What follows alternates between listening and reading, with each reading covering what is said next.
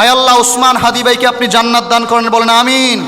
আয় আল্লাহ কুলাঙ্গারদের হেদায়েত না থাকলে আল্লাহ ওদেরকে হালাক করে দেন, বলেন আমিন। আয় আল্লাহ বাংলার ঘরে ঘরে প্রতিটা মায়ের গর্বে গর্বে হাজারো ওসমান হাদি আপনি দান করেন, বলেন আমিন। একজন ওসমান হাদি কোনো সাধারণ কোনো যোদ্ধা নয়। যদি কেউ মনে করে থাকে একজন ওসমান হাদিকে শহীদ করবার মাধ্যমে, একজন ওসমান হাদিকে পৃথিবীর বুক থেকে বিদায় করবার মাধ্যমে, বাংলার জমিন থেকে তার নাম নিশানা মুছিয়ে দেবার মাধ্যমে ওসমান হাদিদের মুখকে বন্ধ করতে পারবে, তাহলে যারা এই চিন্তা চেতনা লালন করছে সম্পূর্ণ ভুলের স্বর্গে আছে।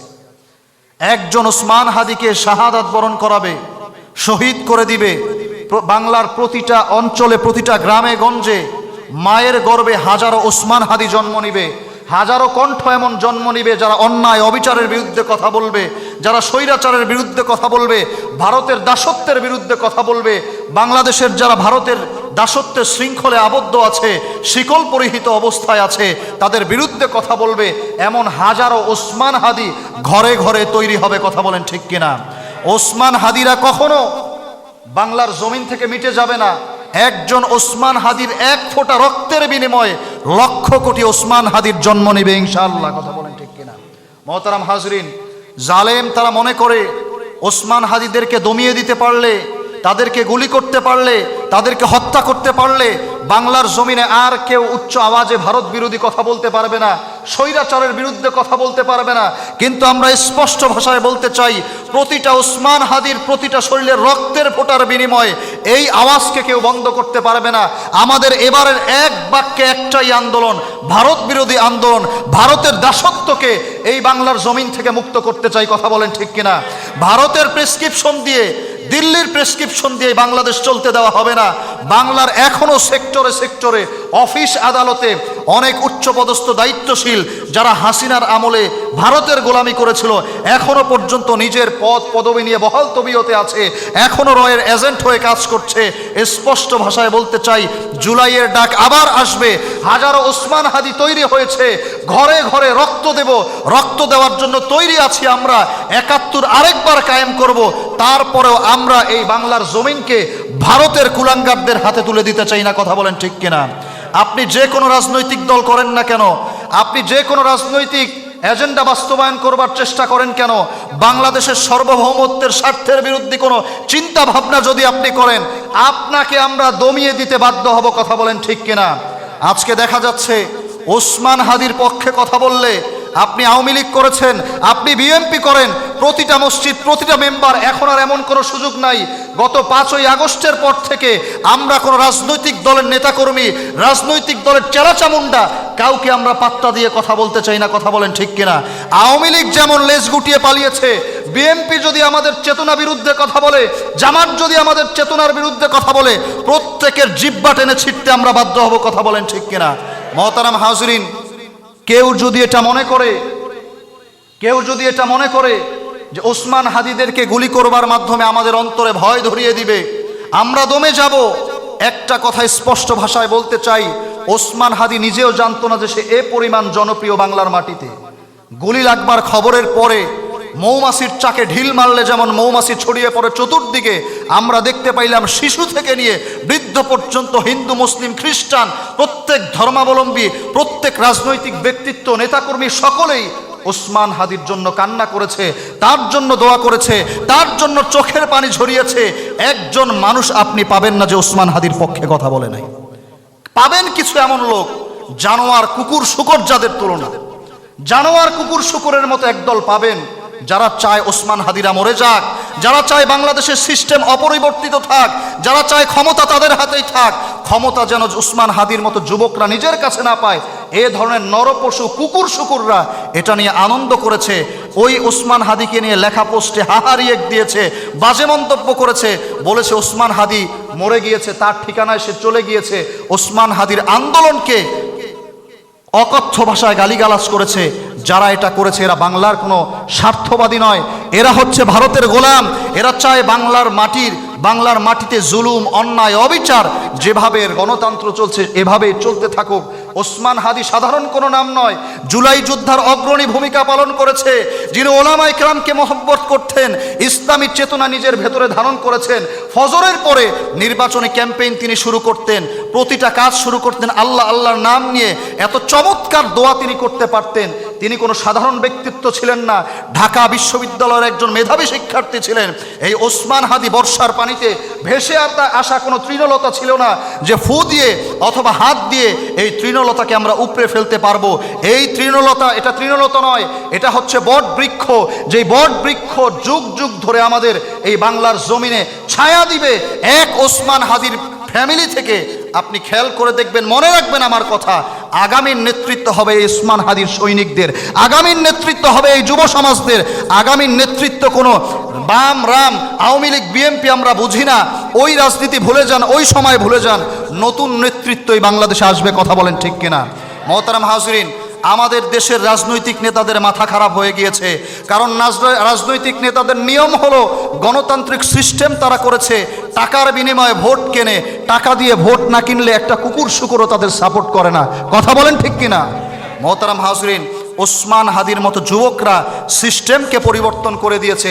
মানুষ, আপনারা ভিডিও দেখেছেন, স্বেচ্ছায় ওসমান হাদিকে স্বেচ্ছায় মানুষ পকেটে 50,000 1 লক্ষ টাকা অ্যাকাউন্টে পাঠিয়ে দিচ্ছে, পকেটে গুজে দিচ্ছে, হাতে ধরিয়ে দিচ্ছে, ফল ফলাদি কিনে দিচ্ছে, বাতাসা চিরামুড়ি কিনে দিচ্ছে। ওসমান হাদি তুমি নির্বাচনী ক্যাম্পেইন করো, ওসমান হাদি তোমার সাথে আমরা আছি, আমরা চাই জুলুম, নির্যাতন, অন্যায়, অবিচার বাংলার জমিন থেকে মিটে যাক। ওসমান হাদি যে রোল মডেল তৈরি করে দিয়েছে, এটা আপনারা যদি মনে করেন ওসমান হাদি দমে গিয়েছে আর কোনো জায়গায় এটা হবে না, এটা ভুল চিন্তা। এখন খেয়াল করে দেখবেন, বাংলার প্রতিটা আসন থেকে, যে কয়টা আসন, সেই কয়টা আসন থেকে প্রত্যেক ন্যায় নিষ্ঠাবান ব্যক্তি ওসমান হাদির থিওরি বাস্তবায়ন করবে। এখন আর চাঁদাবাজি করে, ঘুষ দিয়ে, এখন টাকার মাধ্যমে ভোট কিনে আপনি জয়যুক্ত হবেন, এই চিন্তা ভুলে যান। আপনি সৎ হবেন, আমানতদার হবেন, জনগণ আপনাকে সাপোর্ট করবে, নতুবা হাসিনার মতো আপনাকে জুতা দিয়ে পিটিয়ে দিল্লিতে পাঠাবে, কথা বলেন ঠিক কিনা? মোহতারাম হাজরিন, আমি আপনাদের কাছে একটা অনুরোধ করব, আওয়ামী লীগ যারা করেছেন তারা তো তওবা করেছেন অলরেডি, আবারও যদি মুখে আওয়ামী লীগের নাম নেন, গণপিটুনির তো বিকল্প আর কিছু নাই। এখনো যারা অন্যান্য রাজনৈতিক দল করছেন, যুব সমাজ, তুমি কার পেছনে পড়ে, কার এজেন্ডা বাস্তবায়ন করতে গিয়ে হাদির মাথায় গুলি করলে? তুমি যে হাদির মাথায় গুলি করছো, কার জন্য, কোন নেতার পা চাটতে গিয়ে তুমি তোমার জীবনকে হুমকির মুখে ফেলছো? একজন হাদি মারা গিয়েছে, একবারই তারা শহীদ হয়েছে, হাজারো মানুষ তার জন্য দোয়া করছে।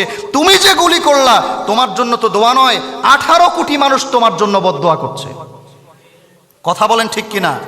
তুমি যে নেতার পিছনে ছুটছো, তুমি ওয়ার্ড সভাপতি, তুমি এলাকার একজন দায়িত্বশীল হয়েছো, এই দায়িত্বশীল হয়ে তোমার জীবনে কচুরও কোনো পরিবর্তন হবে না। চামচামি আর গোলামি ছাড়া তুমি জীবনে কিছু অর্জন করতে পারবে না। এজন্য আমি বলি, আমার কোনো মুসল্লি যদি এই বর্তমান প্রচলিত সিস্টেমের রাজনীতিতে জড়িত থাকেন, তওবা করে নেন যে আমি আজকে থেকে কোনো রাজনীতি করব না, আমি আজকে থেকে কোনো নেতার চামচামি করব না। আমার এলাকায় যেন কোনো জুলুমবাজ, চাঁদাবাজ, কোনো দুর্নীতিবাজ নির্বাচনে জয়যুক্ত না হয়। এখন থেকে আমাদের এটাই মিশন, এখন থেকে এটাই আমাদের মিশন। কেউ প্রশ্ন তুলতে পারেন, অনেকেই এখানে জানি না কে রাজনৈতিক নেতার সাথে জড়িত আছেন, প্রশ্ন তুলতে পারেন, মসজিদের মেম্বার এই কথা হবে না, এই কথা যে বলবে জিহ্বা টেনে ছেঁড়া হবে। এখন থেকে দেশের নীতি নির্ধারণ হবে এই মসজিদ থেকে, নীতিবাক্য হবে মসজিদের মেম্বার থেকে, রাজনীতির কথা হবে মসজিদের মেম্বার থেকে। এই মেম্বার থেকে রাজনীতি সূচনা হয়েছিল, আল্লাহ রাসূল মেম্বারে বসে রাজনীতি করেছেন। রাজনীতি কোনো চিপা চাপায় বাজারে, সুদ ঘুষের আড্ডাখানায়, অথবা মানুষের উপর অন্যায় অবিচার করে রাতের আধারে ভোট চুরি করে রাজনীতি হবে, এটা আর বাংলার জমিনে হইতে দেওয়া হবে না ইনশাআল্লাহ। মনে রাখবেন, প্রতিটা এলাকায়, সব জায়গায় পরিবর্তন হয়ে যাচ্ছে। আপনি যে নেতার চামচামি করতে গিয়ে, যে নেতার আনুগত্য করতে গিয়ে মাথায় গুলি করলেন, গোটা 18 কোটি মানুষ আপনাকে চোটটা বলছে, 18 কোটি মানুষ আপনাকে অভিশাপ দিচ্ছে, আপনার বাবা মা জেল খাটবে, আপনার পরিবার তছনছ হয়ে যাবে। তারপরও কেন এত স্পষ্ট বিষয় থাকবার পরেও আপনি নেতার পেছনে ছুটছেন? মোহতারাম হাজরিন, যুবক ভাইদেরকে আমি স্পষ্ট ভাষায় বলি, হয় আপনি ইসলামের জন্য কাজ করেন, নতুবা আপনি কামলা কিষান দিয়ে খান। আপনি ভ্যান চালান, আপনি মাঠে ময়দানে কাজ করেন, আপনি যদি ইসলামী দলের বাইরে কোনো দল করেন, রাজনৈতিক দল করেন, আপনার দুনিয়া আখেরাতের 2 পয়সার ফায়দা নাই। যদি ফায়দা প্রমাণ করতে পারেন, আমি ইমামতি ছেড়ে দিব। যদি আপনি ফায়দা প্রমাণ করতে পারেন, যদি আপনি ফায়দা প্রমাণ করতে পারেন, আপনি মনে করেন আপনি নেতার জন্য এলাকার মানুষ আপনাকে সম্মান দেয়, আড়ালে আপনাকে চোর বলে, আড়ালে আপনাকে চাঁদাবাজ বলে, আড়ালে আপনাকে বাটপার বলে। আপনি জানেন না রাজনৈতিক নেতাদের অবস্থা কি? 16 বছর ক্ষমতায় থাকার পরে জুতার বাড়ি যেইভাবে খেয়েছে, আপনি যদি এখনো একই সিস্টেমে রাজনীতি করতে চান, আপনাকেও জুতার বাড়ি দেওয়া হবে। কথা বলেন ঠিক কিনা? মোহতারাম হাজরিন, এজন্য আমি আন্তরিকভাবে আপনাদেরকে বলি, ইনশাল্লাহ ইনশাল্লাহ আমি একটা আশাবাদ ব্যক্ত করেছি। আমার হৃদয়ে এটা আশা, ওসমান হাদির সাথে তো আর সাক্ষাৎ হইল না। ওসমান হাদি ভাইকে যখন গুলি করা হইল, চিন্তা করেছিলাম যদি সুস্থ হয় ওসমান হাদি ভাইয়ের কাছে যাব, গিয়ে ওসমান হাদি ভাইয়ের কপালে একটা চুমা দিব, বলবো আপনার মতো বীরেরা, আপনার মতো ইনসাফ প্রতিষ্ঠার লোকেরা যদি বাংলার জমিনে থাকেন, এই বাংলার জমিনে আর আমরা বেইনসাফি দেখব না। রাজনৈতিক নেতাদের সুদ ঘুষের আড্ডা আমরা দেখব না, দুর্নীতি চাঁদাবাজি দেখব না, কালাবাজারি দেখব না। আমরা দেখব না যে একটা কাগজের সিগনেচারের জন্য মানুষকে কয়েক জোড়া জুতা খরচ করতে হয়েছে। নিয়ত ছিল ওসমান হাদি ভাইকে দেখতে যাব, দোয়া নিব। আজকে মসজিদে আসতে আসতে চিন্তা করলাম, জুলাই যোদ্ধা যারা এখনো বিজয়ীর ভেসে আছেন, জীবিত আছেন, হাসনাত আবদুল্লাহ, সার্জিস আলম, নাহিদ ইসলাম, এদের সাথে আমি সাক্ষাৎ করতে যাব। জানি না কোন কুলাঙ্গাররা, নরাধমরা এদেরকেও গুলি করে মেরে ফেলে। মরার পরে যেন আফসোস করতে না হয় যে জীবদ্দশায় সামনে থেকে একবার দেখলাম না, একবার তাদের কপালে চুমু খাইলাম না, হাতে চুমু খাইলাম না, এই আফসোস যেন করতে না হয়। আমি একটা নিয়ত করেছি, আল্লাহ জীবন কতদিন রাখছে জানি না, কিন্তু কেয়ামতের ময়দানে যেদিন আল্লাহর সামনে দাঁড়াবো, জান্নাতে তো আপনারা যেতে চান সবাই, কি বলেন? জান্নাতে যাওয়ার পর আমি খুব কম মানুষের জান্নাতে ভ্রমণের নিয়ত করেছি। কম মানুষের জান্নাতে, মনেই আশঙ্কা খুব একটা আসে না যে অমুকের জান্নাতে বেড়াইতে যাব, তমুকের জান্নাতে ঘুরতে যাব। কিন্তু আজকে আমার জুমার দিন আমার দিল সাক্ষী দেয়, আল্লাহ যদি জান্নাতে না, ইনশাল্লাহ আমাদেরকে আল্লাহ জান্নাত দিবেন। একজনের জান্নাতে স্পেশালভাবে যাব, ওসমান হাদি ভাইয়ের জান্নাতে যাব। ওসমান হাদি ভাইয়ের সাথে জান্নাতে সাক্ষাৎ করব। ওসমান হাদি ভাইয়ের সাথে নিয়ে যেই কুলাঙ্গাররা ওসমান হাদি ভাইয়ের শাহাদাতের কারণে খুশি হয়েছে, গুলি করেছে, ওই কুলাঙ্গারদের পরিণতি ওসমান হাদি ভাইকে নিয়ে দেখতে যাব। আজকে দুনিয়ায় যদি আমরা বিচার না পাই, বাংলাদেশের প্রেক্ষাপট তো এটাই, যত বড় চোর তত বড় রাজনৈতিক নেতা। শামীম ওসমানের নাম আপনারা শোনেন নাই? হাজী সেলিমের নাম আপনারা শোনেন নাই? এরা তো বাংলাদেশের মোস্ট ওয়ান্টেড টেরোরিস্ট, নাম করা ভূমিদস্যু, নাম করা খুনি এরা ছিল। কিন্তু এরপরেও 16 বছর তারা এমপি মন্ত্রী, 16 বছর মানুষ তাদের দেখে থরথর করে কেঁপেছে। চোর হওয়া সত্ত্বেও কোনো পত্রিকা তাদের নিয়ে কলম লিখতে পারে নাই, তাদেরকে কোনো পুলিশ ধরতে পারে নাই। 16 বছর পরে হইলেও কিন্তু তাদের ধরেছে। আগামী 16 বছর পরে আমরা কি হবে জানি না। এই খুনিরা বাংলাদেশের প্রেক্ষাপটে হয়তো এমপি হবে, হয়তো মন্ত্রী হবে, কিন্তু আমরা বিচার দেই। বাংলাদেশে যদি বিচার না পাই, আখিরাত বলতে একটা কথা আছে, বিশ্বাস করেন তো? আখিরাত বলতে কথা আছে, বিশ্বাস করেন তো? আপনি আমার কি ক্ষতি করবেন? আপনি আমাকে মেরেই ফেলবেন, আপনি আমাকে অপমানিত করবেন, আপনি আমাকে মারধর করবেন, কিন্তু আমরা আখিরাতে বিশ্বাস করি। আমরা দুনিয়ায় কারো কাছে বিচার না পাইলে আমরা আফসোস করি না। বীর একবারই মারা যায়, বারবার মরতে চায় না। কিন্তু তুমি দুনিয়ার ধোকায় পড়ে তিলে তিলে মরছো তুমি। তোমার নামে আমরা এক জায়গায় বিচার চাইব, যেই জায়গায় বিচার চাইলে চুল পরিমাণও বেইনসাফির সম্ভাবনা নাই। কথা বলেন ঠিক কিনা? মহতারাম হাজরিন, এজন্য শেষ কথা আমার এইটা, সহিংসতার রাজনীতি বাদ দেন। যারা রাজনীতি করেন, এটা আমার আলোচ্য বিষয় নয়, এটাই মসজিদে এটা বয়ান করা আমার বিষয় নয়। কিন্তু আমি আপনাদের ভবিষ্যতের দিকে তাকায় বললাম, আল্লাহ যদি বাঁচায় রাখে, এমন যেন না হয় 16 বছর পরে আমি দেখলাম আমার এক মুসল্লিরে জুতা পেটা করা হইতেছে। কথা বলেন ঠিক কিনা? এমন যেন দৃশ্য না দেখতে হয়। গত 5 বছর পরে আমার এক মুসল্লি শোনা গেছে কি, রাস্তায় পিটায় তারে মব গণধোলাই দিয়ে মেরে ফেলছে, চাঁদা নিতে গিয়ে গুলি করে মাইরা ফেলাইছে। এরকম যেন দৃশ্য না দেখতে হয়। এজন্য আমি নির্বিশেষে, দল মত নির্বিশেষে যারাই আছেন, হয় ইসলামের জন্য কাজ করেন, ইসলামিক রাজনৈতিক দলের জন্য কাজ করেন, নতুবা আপনি তওবা করে আল্লাহর কাছে মাপ চান যে আল্লাহ আমি যা ভুল করেছি, কিসের জন্য রাজনীতি করেন বলেন আমারে। যত গুম খুন হবে আপনার দলে, যত সুদ দুর্নীতি হবে, প্রত্যেকটার হিসাব আপনি কিয়ামতের ময়দানে দিবেন। কারণ আপনি সাপোর্ট করেন তাকে। কিয়ামতের ময়দানে আপনার আমলনামায় হয়তো নামাজ আছে, আপনার আমলনামায় হয়তো রোজা আছে, আপনার আমলনামায় এটাও থাকবে যে আপনার দল গুম করেছে, খুন করেছে, চুরি করেছে, ডাকাতি করেছে, সব আপনার আমলনামায় থাকবে। আপনি বলবেন আল্লাহ আমি তো খুন করি নাই, আমি তো অবিচার করি নাই। আল্লাহ বলবেন তুই অবিচার করস নাই, কিন্তু তুই অবিচারের সাক্ষী, অবিচারের সহযোগী। এজন্য ভাইয়েরা সময় এখনো আছে, সময় এখনো আছে। আমি আবারও বলছি, অনেক ভাই এমন আছে বিভিন্ন রাজনৈতিক দল করেন, বিভিন্ন রাজনৈতিক দল মনে মনে ক্ষিপ্ত, হুজুর এই কথা বলেন কেন? আপনি এই কথা মন খারাপ করলে আমার কিছু করার নাই, কারণ আপনাকে নিয়ে, আপনি আমার নিয়ে যতটা না টেনশন করেন, চিন্তা করেন, আপনি আমাকে নিয়ে যতটা না ভাবেন, আমি একজন ইমাম সাহেব, আপনাকে নিয়ে তার চেয়ে 1000 গুণ আমার ভাবতে হয়।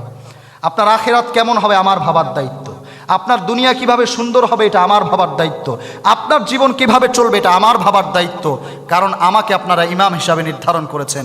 এজন্য আমি আপনাদেরকে অনুরোধ করি, ভাই তওবা করে ফেলেন, তওবা করে ফেলেন। এই সহিংসতার রাজনীতি, এই মারামারি কাটাকাটির রাজনীতি, এই হানাহানির রাজনীতি থেকে নিজের নাম মুছে দেন, বাদ দিয়ে দেন। আল্লাহ বিল্লাহ করেন, জিকির আসকার করেন, বাবা মার খেদমত করেন, সেবা যত্ন করেন, মাঠে ঘাটে কাজ করেন, উপার্জন করেন, স্ত্রীর হকগুলোকে আদায় করেন, নামাজ কালাম ঠিকমতো পড়েন, কোরআন তেলাওয়াত শিক্ষা লাভ করেন। জনসেবা আপনার দরকার নাই, জনসেবার নামে রাজনীতি এটা আপনার দরকার নাই। এই জনসেবা পায়ে ঠেলেন আপনি, আপনি কোরআন জানেন না, আপনি নামাজ পড়েন না, আপনি বাবা মার হক আদায় করেন না, আপনার সাথে প্রতিবেশীর কারো সুন্দর সম্পর্ক নাই, স্ত্রীর দায়িত্ব আপনি পালন করেন, আর আপনি আছেন জনসেবা নিয়ে। বাদ দিয়ে দেন, তওবা করেন। তওবা করবেন তো ইনশাল্লাহ, তওবা করবেন তো ইনশাল্লাহ। সহিংস কোনো রাজনৈতিক দলে যোগদান করবেন না। কে কে হাত তোলেন? হাত তোলেন, আল্লাহকে সাক্ষী রাখেন। আল্লাহ এই হাতগুলোকে আপনি কবুল করেন, বলেন আমিন। আল্লাহ এই হাতগুলোকে আপনি পবিত্র করে দেন, বলেন আমিন।